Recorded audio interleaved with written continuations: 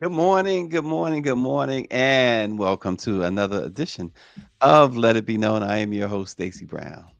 Peace and love, everybody. Happy to be back. I'm your co-host, Niele Anderson, and we have tons of headlines to get through today. And I'm ready, Stacy. All right, well, the shutdown, welcome back, first of all, but the shutdown has finally ended, as we know, and it at least appears to me that folks will be getting their snap back at least through September, unless, of course, the madman uh, does what he normally does. But before we get into all of that, let's see what the producer has for us this morning.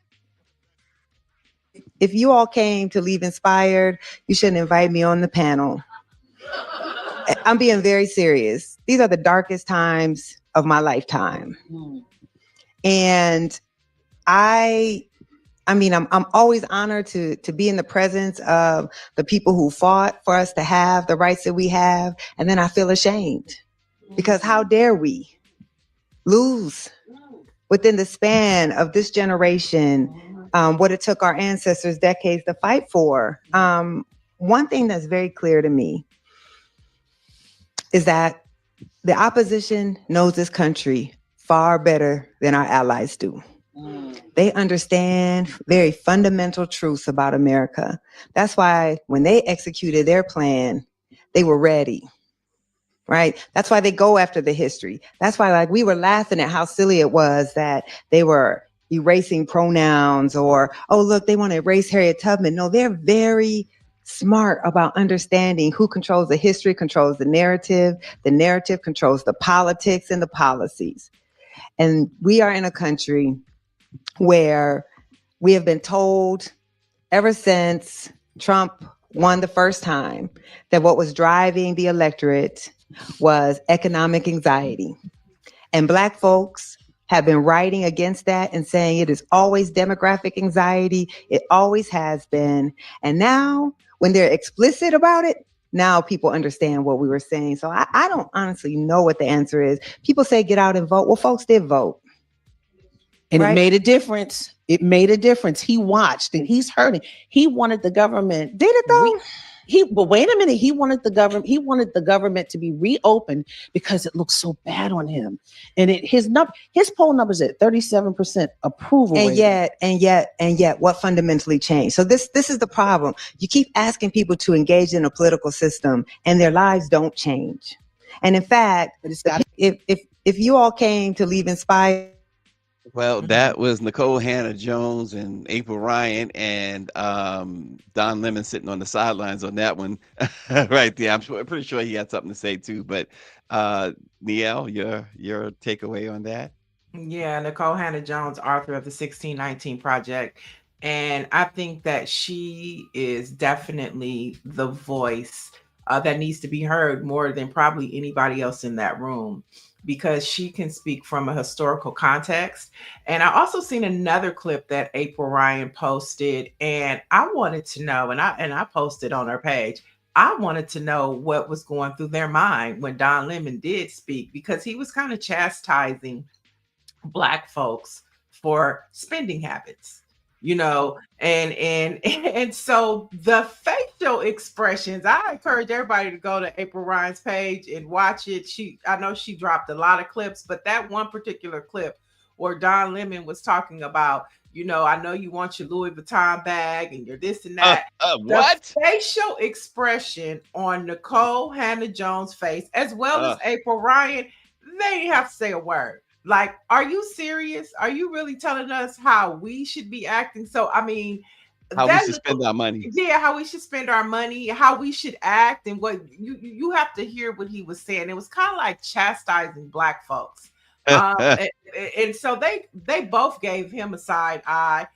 So I'm interested in hearing the whole conversation because it looked really juicy, and you had three different perspectives that are important to Black America. But like I say, Nicole Hannah-Jones, hands down, she's the one that we should all be listening to. Yeah, well, interesting stuff, folks. Interesting stuff. But what's really interesting, we know about the shutdown. We know about all of this other stuff that with SNAP, healthcare is that the Republicans gave themselves in this bill. 8 Republicans wrote in $1 million for themselves personally because of being investigated for January 6th. Mike Johnson is playing in everybody's faces this morning, saying, "No, next week we're gonna take a vote to rescind that." Why'd you put it in the first place? There's so much other stuff in that bill, but the real thing, with everything going on, there was a crisis meeting at the White House last night. Lauren Boebert attended, Kash Patel attended, the president, and he's panicking. The Epstein emails came out, started not trickling out, pouring out. Niele, this is a guy that they elected president, and Epstein is saying some serious stuff in those emails, and so are other people when it comes to President Donald Trump. One of the headlines that are coming out is that he held this meeting with these Republican congressional members in the Situation Room. Now, the Situation Room is a place where you go when there is war and there are major issues worldwide happening. That's what the Situation Room is for. He put these congressional members in the Situation Room. Yeah. That shows you what's important in his mind. And so it is pure chaos. It is pure mayhem in that White House. That White House looks ridiculous. The more the renovations, I won't even call them renovations, but the more stuff that he has done in that house with marble floors and gold trimming.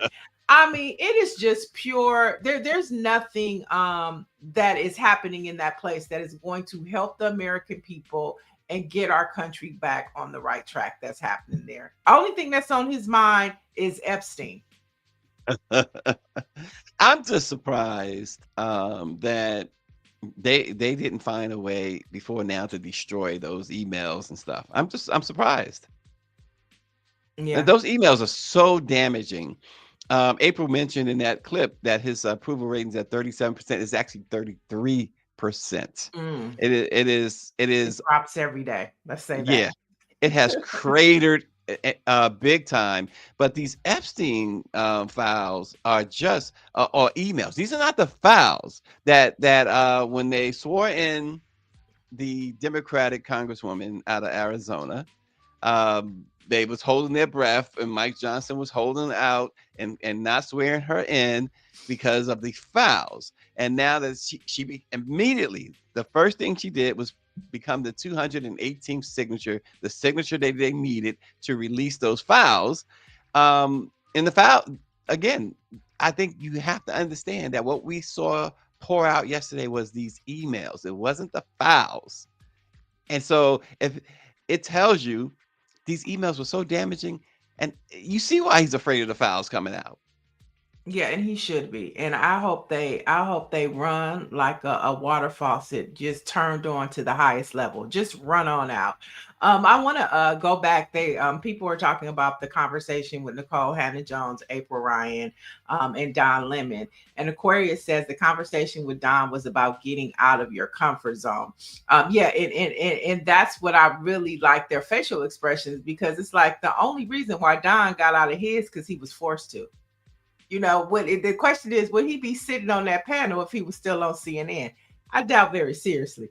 I mean, and that was the context of the facial expressions that I was getting. Like, really, bro, really, you coming down here to talk to us? But another one, Nancy said, I listened to them and it was worth listening to. Yeah, I thought it was a very juicy conversation from the clips that April posted. So I encourage everybody to go check that out. Yeah. But again, Michael Wolff and tapes. And that's the other thing. I want to go back to the Epstein files. Go ahead. Let's talk about it. Let's talk about The, it. Michael Wolff, who is this the author who recorded so much stuff. It revealed in tapes too, not just emails. That's the thing that's really interesting. That how Epstein described himself as Trump's quote unquote closest friend, and that he liked to screw his friends' wives. In one instance, Epstein says that Trump spent hours at his house with a woman later identified as a victim of sex trafficking, according to the emails. And Trump also, in one instance, with one underage girl, as if 16 was the age of consent, he goes, "Well, I thought she was 16." According again to the tapes of Michael Wolff and these emails, this is a person that they knew about and they put him back in office. It's unfathomable that to have someone like this in office as the president of the United States. Now, he hasn't been charged or convicted of a crime, but we do know this about Donald Trump. We do know that in a civil court, he lost a $90+ million judgment twice for sexual assault. And we do know this about Donald Trump, that with Billy Bush before his first presidential term in 2016, he boasted about being able to grab females by their private parts. We do know that, and we now know that he talked about 16-year-olds. He didn't know she was 16. He thought she was 16. He thought she was younger. I mean, he was messing with somebody younger than 16. We know that he's all over these emails. Epstein refers to him. Epstein bragged about with Alan Dershowitz and others how much he has on Donald Trump and how he funneled girls through Mar-a-Lago. Yeah, I mean, we've seen the videos, we've seen the pictures. We don't need the files to know that Donald Trump and Epstein were friends, and that he was, the word on the street is he was funneling and helping Epstein funnel those girls through Mar-a-Lago, allegedly. But I mean, the proof is there. And I thought it was very interesting that the Trump administration used a dead woman to justify, well, she said, well, she's dead. We don't know what she said. Okay. There are tons of women that are alive that were there, that were at the Capitol a few months ago. Quote them, get them to say something. Stop quoting a dead woman. And so all of these things, I think that Melania, when the files drop, I think that she's in them as well. And so it's gonna come out. It's coming out. People want it to come out. Now, it's not going to come out, I don't think, from the Department of Justice for sure. But it's going to be people who understand the assignment, and because there are Republicans who are invested in this as well. Donald Trump, they said this morning, it's being reported already that there is chaos and mayhem in the White House.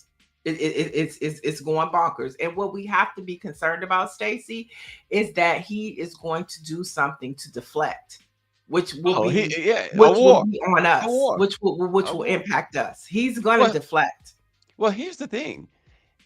There's a report that he sold some property in the United States to China next to a military base and next to nuclear stuff.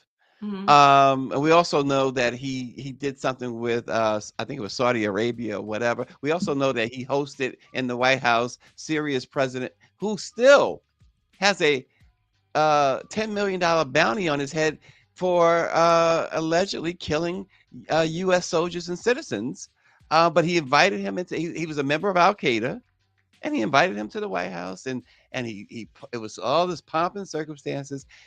He's doing some real crazy stuff that we would consider crazy. We used to consider crazy. But also notice that a report came out yesterday that 50 of the people he pardoned, 50 for the January 6th, all had either had records or now have records of something to do with child sexual assault, child sexual pornography, downloading it, stuff like that. We know that the Republican Party itself and some Democrats, I'm not going to say all, but we know that Marjorie Taylor Greene, after the whole Matt Gaetz thing, she said that she knew of her this is Marjorie Taylor Greene back in December of last year, her Republican colleagues being complicit in child sexual activities.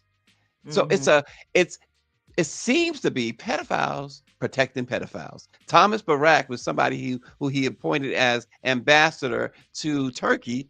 He's all over the Epstein files and in really, really shockingly disgusting ways. Well, I mean, if you think of white men from a historical context, especially American men, they've always taken advantage of women, younger women. I mean, think about slaves and how they took advantage of young girls to for their pleasure, but also to breed, right? And so this is a part of who they are. We have this conversation a lot about being our ancestors' wildest dreams. Well, so are they. And they have that in their blood, and they do like younger women. I mean, from a historical context, it's there. So we shouldn't be surprised by that. Well, yeah, absolutely. I'm sure we'll hear a lot more.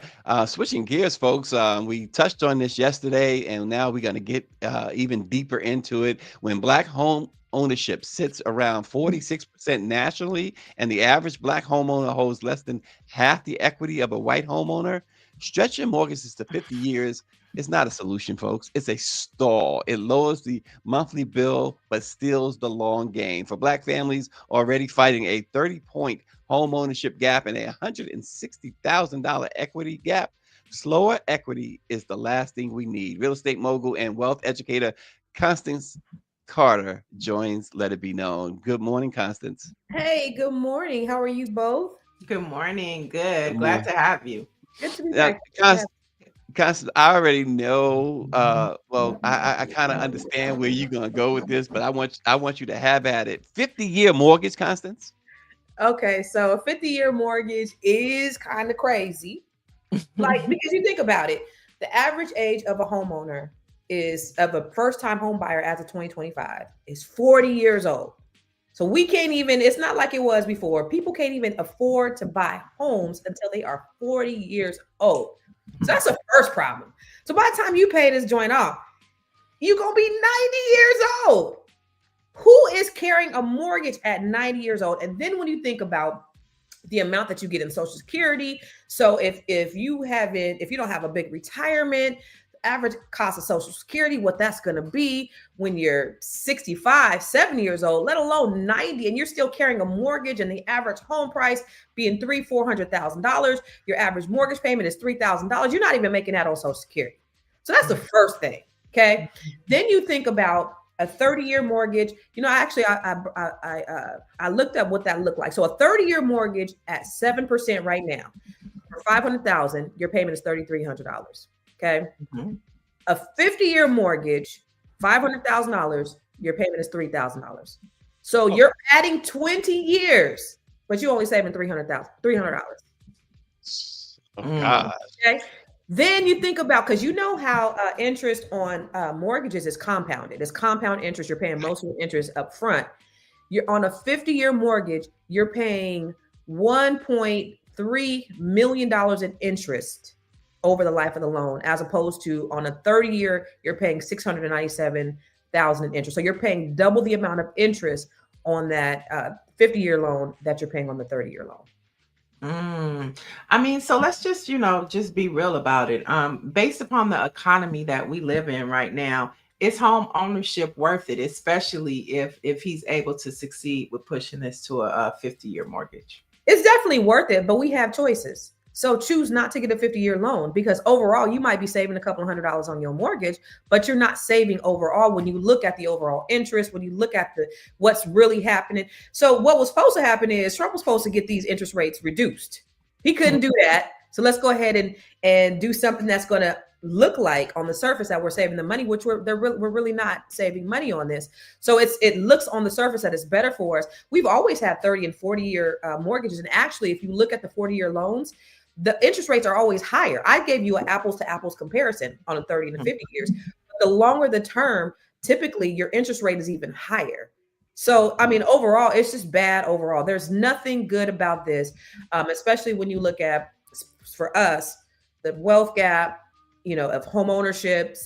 White families, 70% of them are homeowners.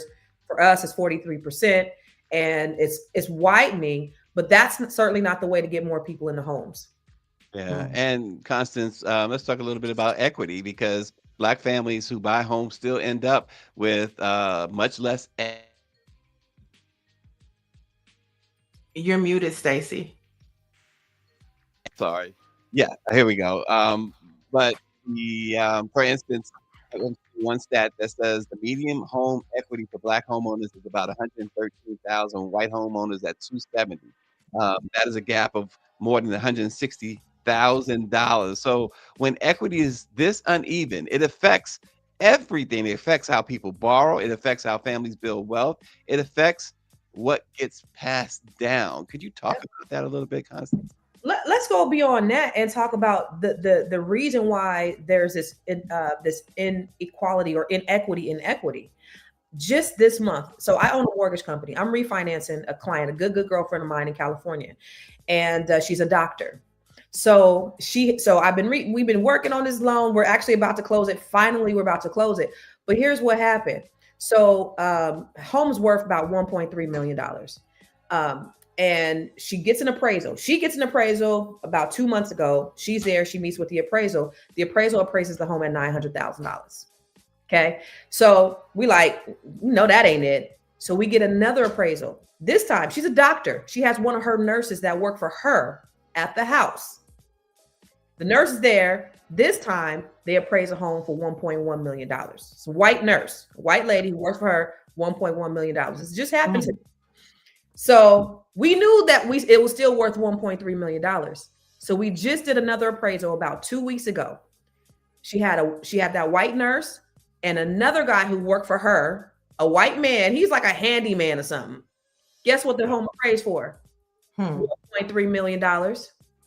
So we have these types of barriers inside home ownership and inequality. Yep. And how they're appraising our properties. It's a shame that when you have a property, you got to take down all your Black artifacts. You can't have your personal things up on the walls, because if they know that you're Black, they're not going to give you the value. And that's a whole separate issue, but that's also a factor in our wealth and minimizing the wealth that we have in our property. So it's so many things, so many ways that they attack us. It's crazy. I mean, is there any way to like rectify these things from a consumer standpoint, and just having, like, when we talk about, I always talk about how, like, on the news, there used to be consumer affairs, and remember they would go and bust you open and be like, gotcha. Yeah. I mean, and it would help motivate the people. How can we turn this thing around from a people's standpoint? I think a couple of things, because I posted about this a couple of weeks ago, the day that it happened, the day that we got that $1.3 million appraisal, and a lot of people came forward and said, this happened to me, this happened to me. A lot of people don't fight it; they just accept whatever it is. And when you use words like appraisal discrimination, when you put race, when you interject race in there, then people start to listen. However, with all of the tightening with the current administration, we don't have the support that we used to have. So the thing is, fight back, right? Bring awareness. And then we just need more Black people in those positions. We need more Black appraisers. We need more people that are in the positions that are making these decisions that aren't, that are able to give us the full value. So it's one, fight back. It's one, push back. If your mortgage broker just says, hey, let's just deal with it. No, you push back and say, no, let's get another one, dispute that appraisal. Let's, here are the comps. Here's what it really should be worth. So that's what really our recourse is at this point. File a complaint with HUD. We still do have that, but how effective is it in this administration? So, a lot of our rights are being stripped by the day. We see with this administration. And Constance, can you talk about deeds, because I know that there's some funky stuff that some folks have been doing in Baltimore with deeds. At least we know in Baltimore, but probably elsewhere. But give us a little dissertation on that, if you will. So These things keep, for some reason, stuff keeps happening to me, y'all. I have no idea. So I'm actually in Bowie. So I moved to Bowie 3 years ago, almost 3 years ago. I moved here from California. And so I've been looking for a house in a certain neighborhood, and I finally find a house. It goes on the market. I finally find a house. I write an offer. I get the offer accepted. A bunch of people wanted it. They let me have it. So I'm excited. And so they said it's subject to us going to court and getting some stuff taken care of. Okay, cool. Well, what I didn't know was there was an HOA foreclosure on the property. Now, this property was worth about $1 million. The owner owed maybe about $500,000, and he had fell behind. He was old. He was an elderly gentleman. He got sick. He fell behind on his HOA, was in a hospital months on end. And then he fell behind, found out his home was sold in the HOA foreclosure. So when he found out, he said, let me pay. You know, his kids were like, let us pay. Let's get it up. And so this investor named Sam Asghari, he was like, nope, it's my house. Y'all get out. It's my house now. I bought it for $8,800. He buys this $1 million home for $8,800. So they go to court. They appeal it. Finally, they win. I buy it. Okay. Sam Asghari, and he goes to Supreme Court in January to appeal it. It's my house. That's what he's saying. But it's really my house. But he's saying, no, this is my house. So he goes to the Supreme Court to appeal it, and they deny it. They strike it down. In March, he goes and he files that deed that the sheriff had given him when it foreclosed. He filed that deed on my house. And the only reason why I knew about it was because I got a notification from Zillow saying a new house sold in your neighborhood. And then I go look it up. My house sold for $8,800. So now this man's name is on my house. I got the liability. He got the asset because I still got a mortgage on it. I still got an $800,000 mortgage on it, and the house is in his name. So what I think he was planning to do, we'll say allegedly, was he was planning on evicting me and stealing my house. And this just, so I went to court. So I hired an attorney. I go to court last Friday. They filed a motion to dismiss because he didn't show up. First, he sent a message. They emailed him. They were like, hey, you filed this deed. You know, what happened? He was like, this is my house. You guys violated my civil rights. I want my house. So my attorney is like, yo, this guy's really crazy, Constance. So you should probably watch out. And so I said, well, you know what? If he come over here, he might come walking, but he gonna leave limping or in a body bag because I don't play them games. So if he's come to my house, try to do something, it's gonna be some problems. But so anyway, we ended up winning last Friday in our court hearing, and the house is rightfully restored back to me. But what I've learned, because I posted about this, is so many people that this has happened to. There was an elderly couple that this happened to. Same exact attorney was involved, the HOA attorney, different HOA, different community, same investor. House was stolen. They fought for a year to get it back. They got it back. They ended up dying. Their son ended up dying. They said this was so stressful. Stressful. Another gentleman, he went to out of the country for a year, came back. He fell behind on his HOA.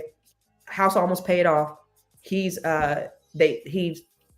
evicted. Somebody else DM'd me. Somebody DM'd me today about a house in Bowie that this has happened to. So this has just been a rampant. This is the same guy who was in a legal embattlement with Kevin Spacey last year in Baltimore. So that's the Baltimore connection. Kevin Spacey had a home in Baltimore that was foreclosed, and they had a lot of stuff going on. So what I'm doing right now is I'm proposing some legislation to hold these HOAs accountable and to stop these illegal foreclosures because too many people have been victimized. It's crazy stories I'm hearing. Right. Before we have to wrap up, thank you for that, because it also talks about the burden that you have to even fight back. Yeah. That alone, you still have to pay your mortgage and your HOA and all of that. Yeah. But before we let you go, in context to what we're talking about, the Trump administration is considering introducing a 15-year car loan. And so I just want to get your thoughts about that. And like, is this the same practice? He's just helping his friends just get more money and gouging the people. I mean, I know the answer to the question, but I do want to get your expertise. That is exactly what's going on. So you think about all of these things that we have. Compound interest. Einstein said compound interest is the eighth wonder of the world. Those who know about it earn money from it. Those who don't, pay it. we as consumers on everything that we have, whether it's a credit card, car payment, mortgage, we are paying compound interest. And the longer that they can stretch out this interest, the more money we pay, the more money that these people make. So on the surface, oh yeah, 15-year car loan, my car is going to go down $100. But in reality, 15 years, that car ain't even working no more, right? So you're paying on a car that's probably not even working for 15 years, which is crazy. But it is a way for the powers that be to make more money. Yeah, Constance. If you guys check her out, what's the is Instagram at I am Constance Carter? Yeah, my Instagram is I am Constance Carter, TikTok, Facebook, all of those things. You can follow me at I am Constance Carter. Because all these questions, folks, she answers a lot of the questions that you may have in the chat, including the stuff about title insurance and stuff like that. She talks about all of that. We stalk you, Constance. Don't worry about it. I'm just letting you know we stalk you, but we do want you, our producer especially wants you to, before you get out of here, leave us with a word, she says. I just say, everyone, when it comes to your mortgages and things like that, just be really vigilant. Work with people that you know.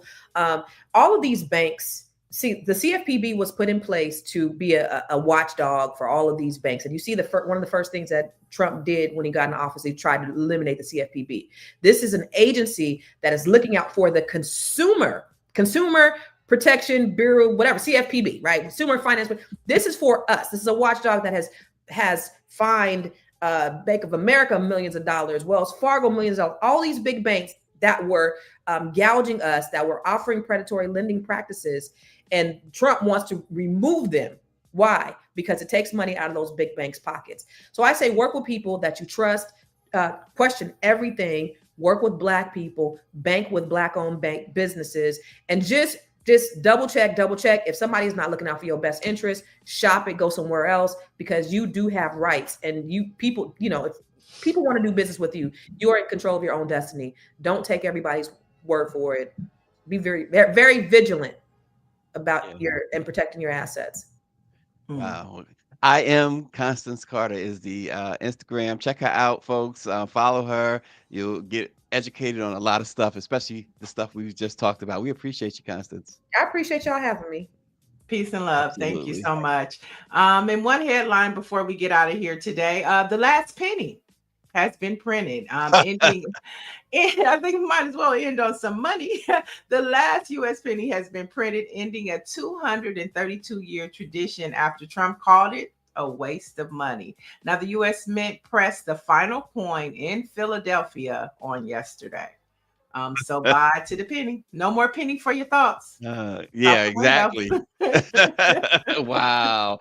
Ooh, so that's one of the huge policy priorities of the Trump administration, right? Get rid of the penny. Okay. They say it costs more than a penny to make it. It costs like 3 or 4 pennies to make it. I mean, so maybe, a broke clock is right twice a day, as I always say. Twice a day? Okay. In this case, in Trump's case, 1.5 times. Do we have to give him the full? We have to give him the full 2 times? I mean, we can't let his altered reality affect ours. The truth is the truth. And before we get out, Charles Terrell says the poorest white will let you pick his pockets if you tell him he's better than the richest Black. Of course, that was according as a quote from President Woodrow Wilson. He says, "Isn't that something?" Yeah, absolutely. Niele, we got Karine Jean-Pierre tomorrow. Excited about that conversation. So join us then, and of course, what should they do beforehand? Where should they go for their news? Oh, you want to talk about? So I know there are tons of headlines headed over there. Oh no, go ahead. No, and I think that we should add that conversation because it was very popular in the chat today. The conversation between Nicole Hannah-Jones, April Ryan, and Don Lemon, so that everybody can catch it because it's definitely a conversation piece in the chat today. So look for that. Hopefully on BlackPressUSA. And if you can't find that, there's tons of other news and information that inspires and empowers the Black perspective. So head over to BlackPressUSA.com. And we will see you tomorrow. Enjoy it, folks. Take care.